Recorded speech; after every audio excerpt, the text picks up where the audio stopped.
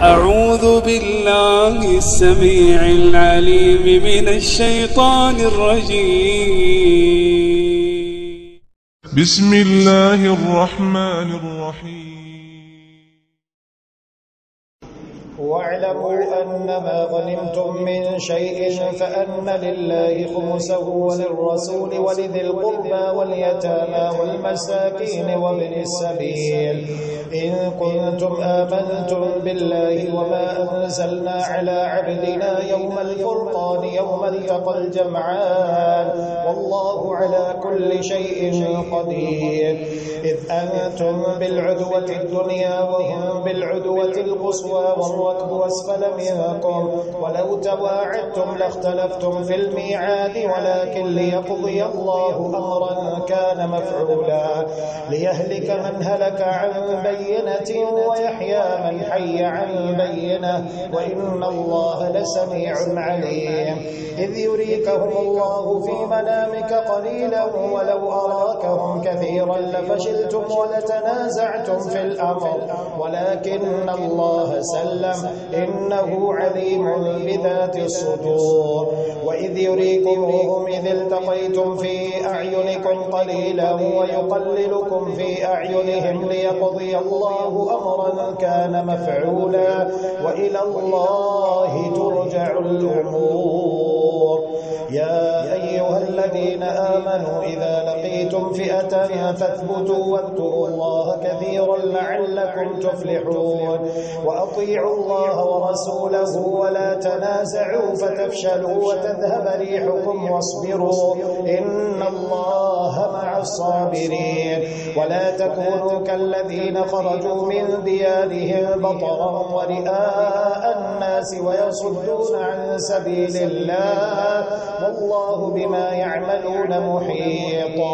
وإذ زين لهم الشيطان أعمالهم وقال لا غالب لكم اليوم من الناس وإني جار لكم فلما تراءت الفئتان نكص على عقبيه وقال إني بريء منكم إني أرى ما لا ترون إني أخاف الله والله شديد العقاب. إذ يقول المنافقون والذين في قلوبهم مرض غر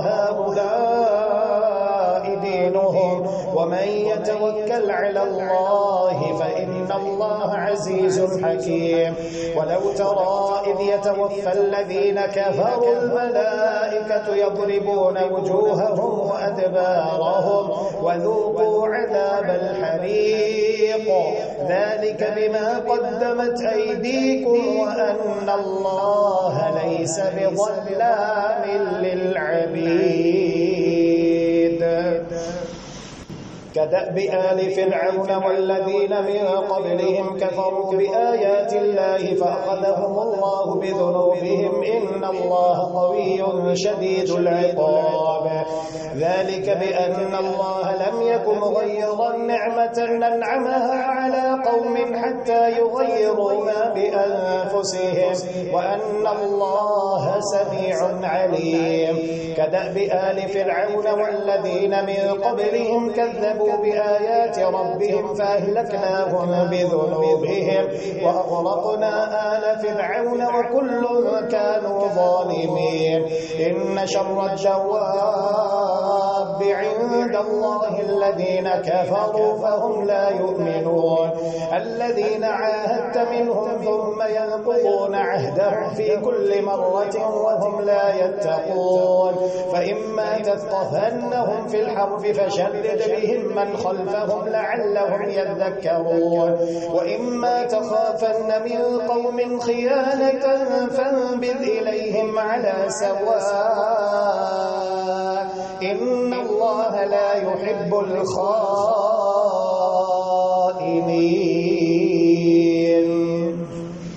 ولا يحسبن الذين كفروا سبقوا إنهم لا يعجزون وأعدوا لهم ما استطعتم من قوة ومن رباط الخيل ترهبون به عدو الله وعدوكم وآخرين من دونهم لا تعلمونهم الله يعلمهم وما تنفقوا من شيء في سبيل الله يوفى إليكم وأنتم لا تظلمون وإن جنحوا للسلم فاجنح لها وتوكل على الله إنه هو السميع العليم وإن يريدوا أن يخدعوك فإن حسبك الله هو الذي أيدك بنصره وبالمؤمنين وألف بين قلوبهم لو أنفقت ما في الأرض جميعا ما ألفت بين قلوبهم ولكن الله ألف بينهم إنه عزيز حكيم يا أيها النبي حسبك الله ومن اتبعك من المؤمنين يا أيها النبي حرض المؤمنين على القتال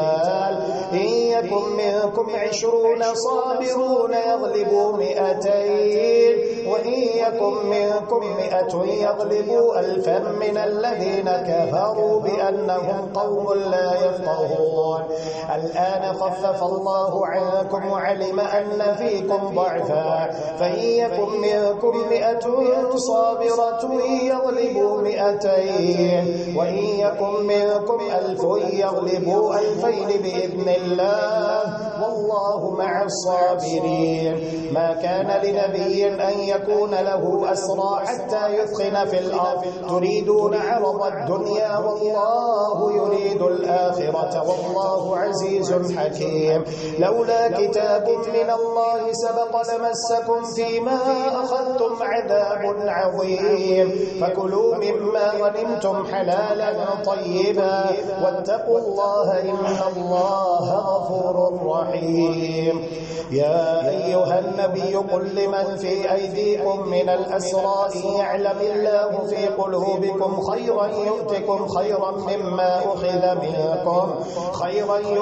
خيرا مما أخذ منكم ويغفر لكم والله غفور رحيم وإن يريدوا خيانتك فقد خانوا الله من قبل فأمكن منهم والله عليم حكيم إن الذين آمنوا وهاجروا وجاهدوا بأموالهم وأنفسهم في سبيل الله والذين آووا ونصروا أولئك بعضهم أولياء بعض والذين آمنوا ولم يهاجروا ما لكم من ولايتهم من شيء حتى يهاجروا وإن استنصروكم في الدين فعليكم النصر إلا على قوم بينكم وبينهم ميثاق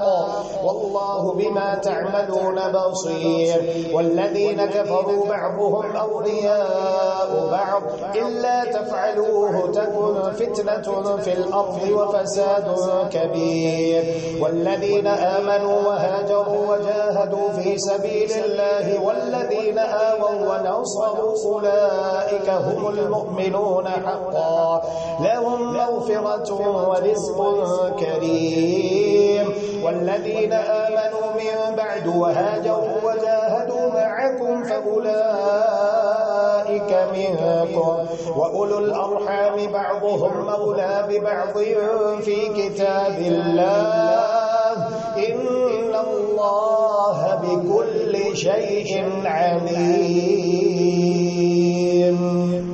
براءة من الله ورسوله إلى الذين عاهدتم من المشركين فسيحوا في الأرض 4 أشهر واعلموا أنكم غير معجز الله وأن الله مخزي الكافرين وأذان من الله ورسوله إلى الناس يوم الحج الأكبر أن الله بريء من المشركين ورسوله فإن تبتم فهو خير لكم وإن توليتم توليتم فاعلموا أنكم غير معجز الله وبشر الذين كفروا بعذاب أليم إلا الذين عاهدتم من المشركين ثم لم ينقصوكم شيئا ولم يظاهروا عليكم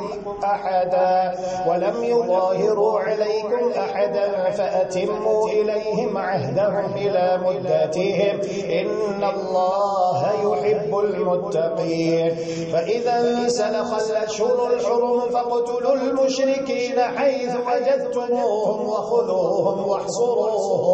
واحصروهم واقعدوا لهم كل مرصد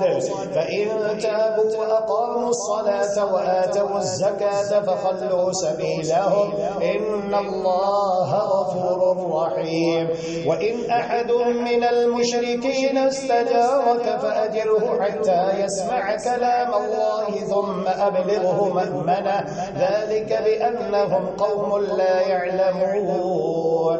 كيف يكون للمشركين عهد عند الله وعند رسوله إلا الذين عاهدتم عند المسجد الحرام فما استقاموا لكم فاستقيموا لهم إن الله يحب المتقين كيف وإن يظهروا عليكم لا يرقبوا فيكم إلا ولا ذمة يرضونكم بأفواههم وتأبى قلوبهم وأكثرهم فاسقون اشتروا بآيات الله ثمنا قليلا فصدوا عن سبيله إنهم ساء ما كانوا يعملون لا يرقبون في مؤمن إلا ولا ذمة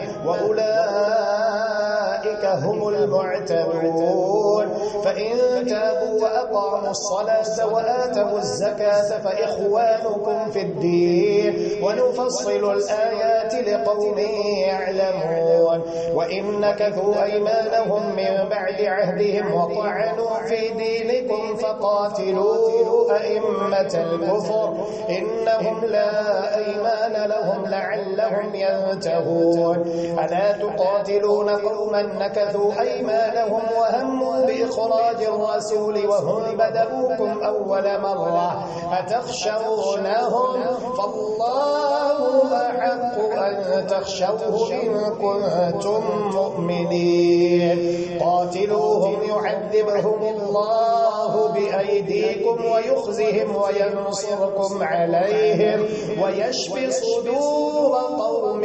مؤمنين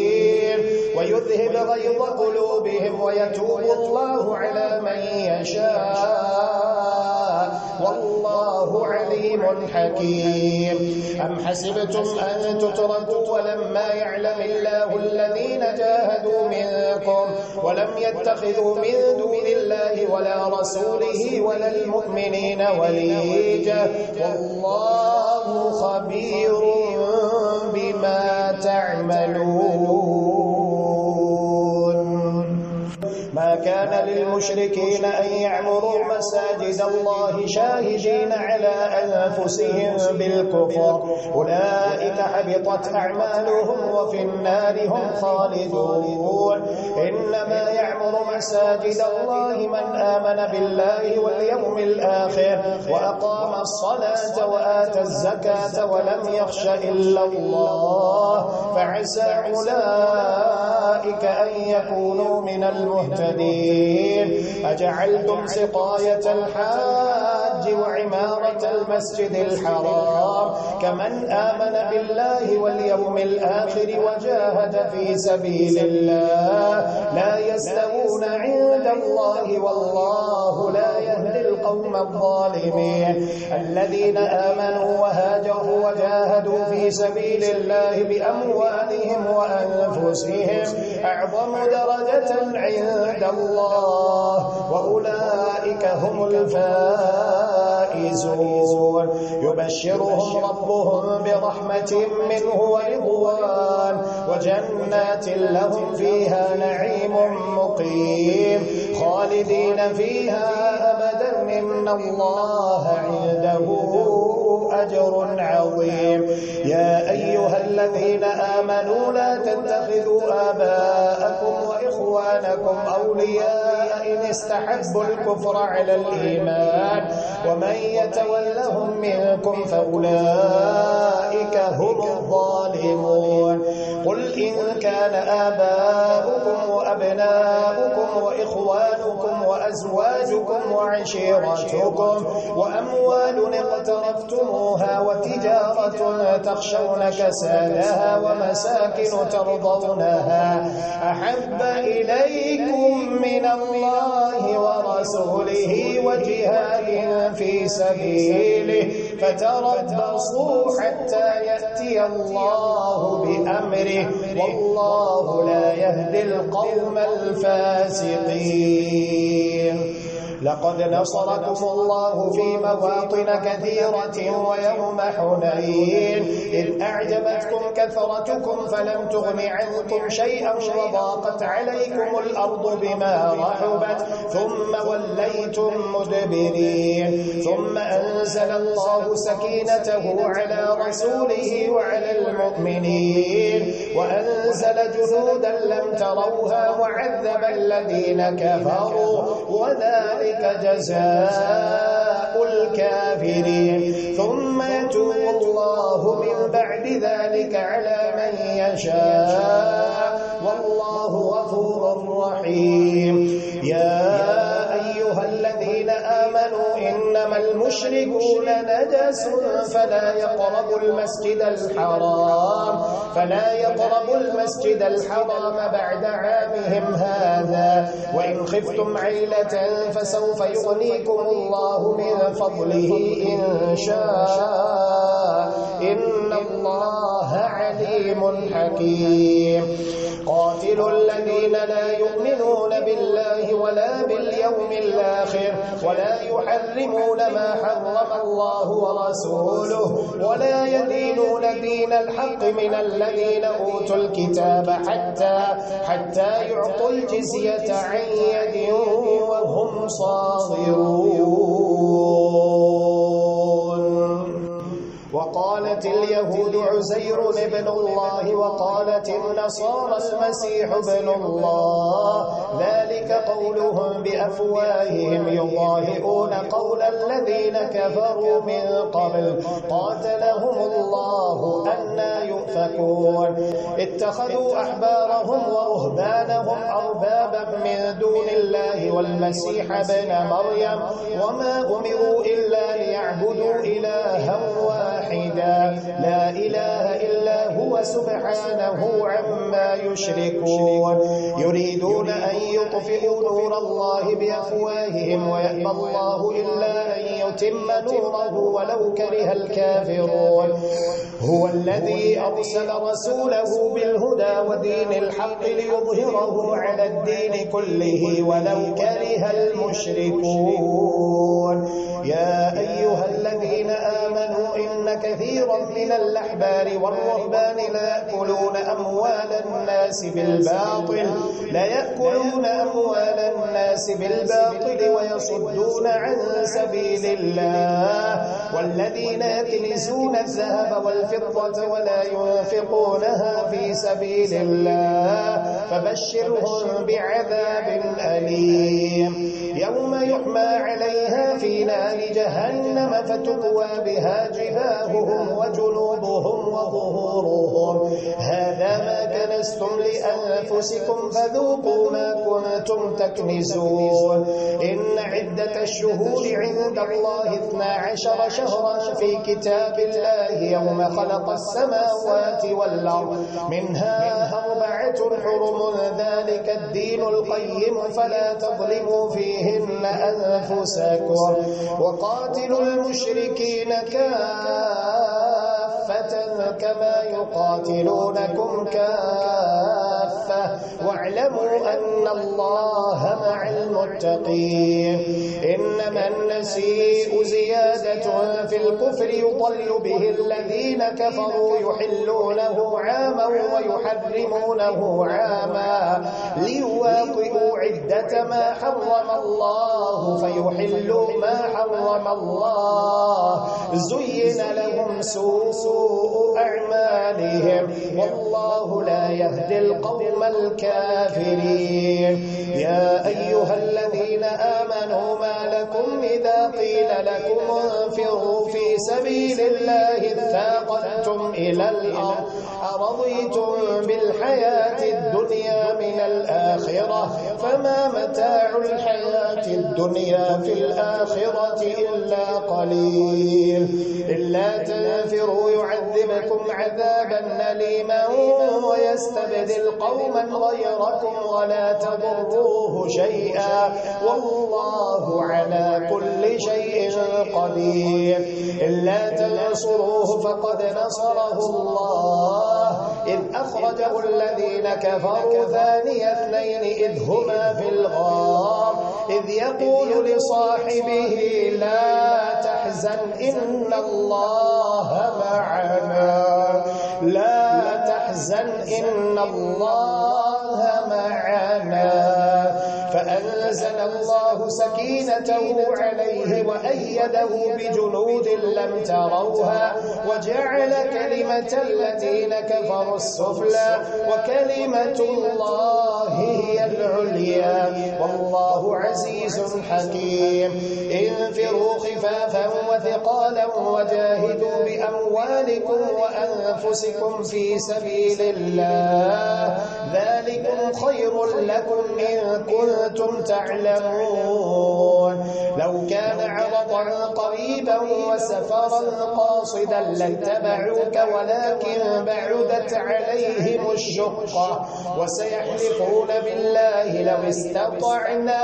لخرجنا معكم يهلكون أنفسهم والله يعلم إنهم لكاذبون.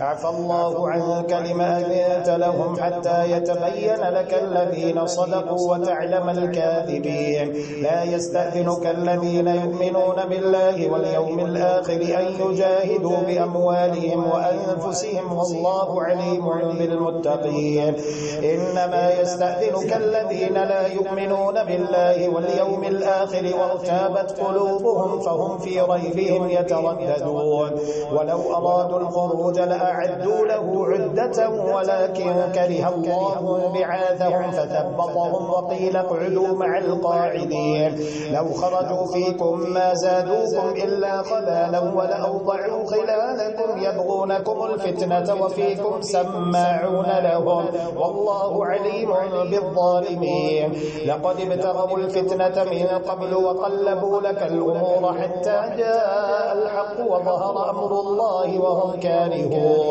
ومنهم من يقول ائذن لي ولا تفتني ألا في الفتنة سقطوا وإن جهنم لمحيطة بالكافرين. إن تصبك حسنة تسؤهم وإن تصبك مصيبة يقولوا قد أخذنا أمرنا من قبل ويتولوا وهم فرحون. قل لن يصيبنا إلا ما كتب الله لنا هو مولانا وعلى الله فليتوكل المؤمنون.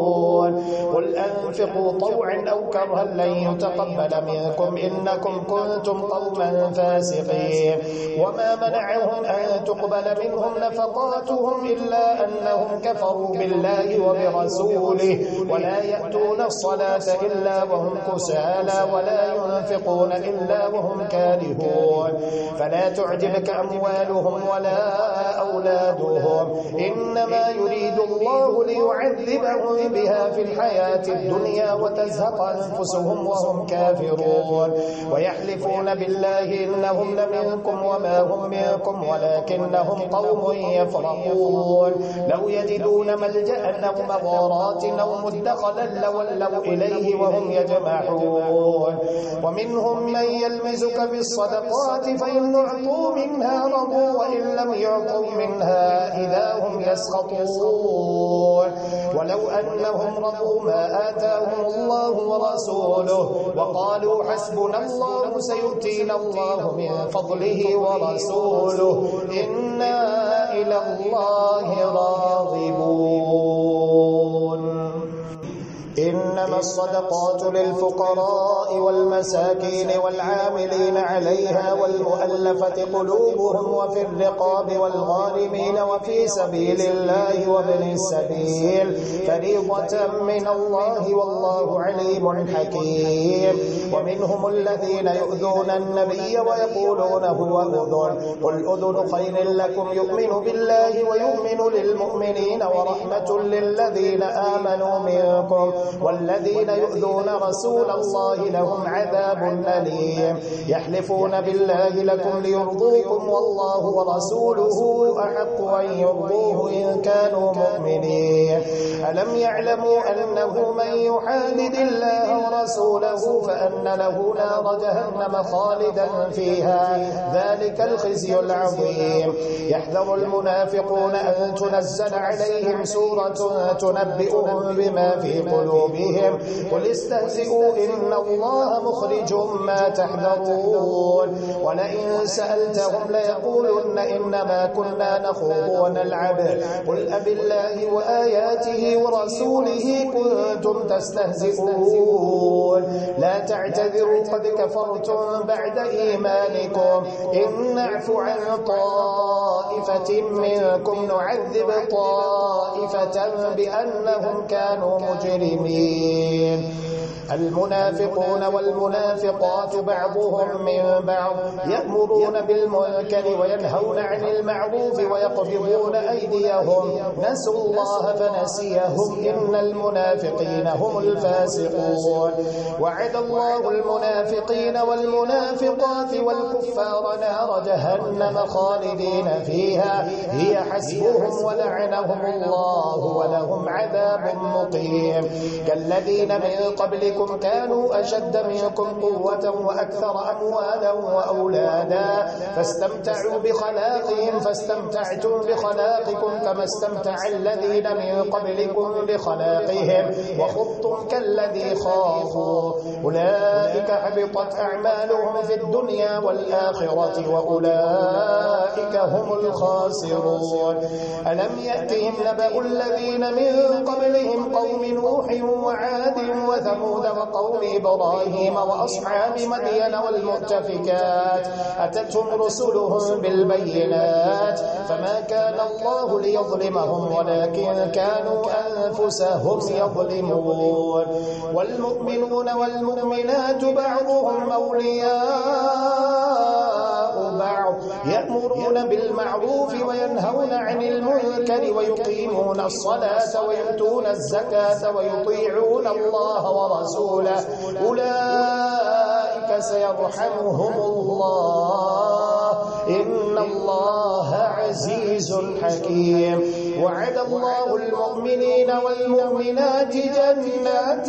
تجري من تحتها الأنهار خالدين فيها ومساكن طيبة في جنات عدن ورضوان من الله أكبر ذلك هو الفوز العظيم. يا أيها النبي جاهد الكفار والمنافقين واغلظ عليهم ومأواهم جهنم وبئس المصير. يحلفون بالله ما قالوا ولقد قالوا كلمة الكفر وكفروا بعد إسلامهم وهموا بما لم ينالوا وما نقموا إلا أن أغناهم الله ورسوله من فضله فإن يتوبوا يك خيرا لهم وإن يتولوا يعذبهم الله عذابا أليما في الدنيا والآخرة وما لهم في الأرض من ولي ولا نصير. ومنهم من عاهد الله لئن آتانا من فضله لنصدقن ولنكونن من الصالحين فلما آتاهم من فضله بخلوا به وتولوا وهم معرضون فأعقبهم نفاقا في قلوبهم إلى يوم يلقونه بما أخلفوا الله ما ما وعدوه وبما كانوا يكذبون ألم يعلموا أن الله يعلم سرهم ونجواهم وأن الله علام الغيوب الذين يلمزون المتطوعين من المؤمنين في الصدقات والذين لا يجدون إلا جهدهم فيسخرون منهم سخر الله منهم ولهم عذاب أليم استغفر لهم أو لا تستغفر لهم إن تستغفر لهم 70 مرة فلن يغفر الله لهم ذلك بأنهم كفروا بالله ورسوله والله لا يهدي القوم الفاسقين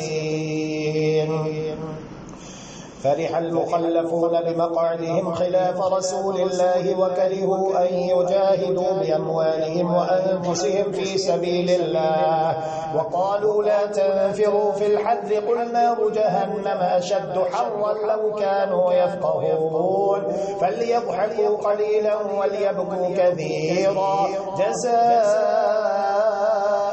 بما كانوا يكسبون فإن رجعك الله إلى طائفة منهم فاستأذنوك للخروج فقل لن تخرجوا معي أبدا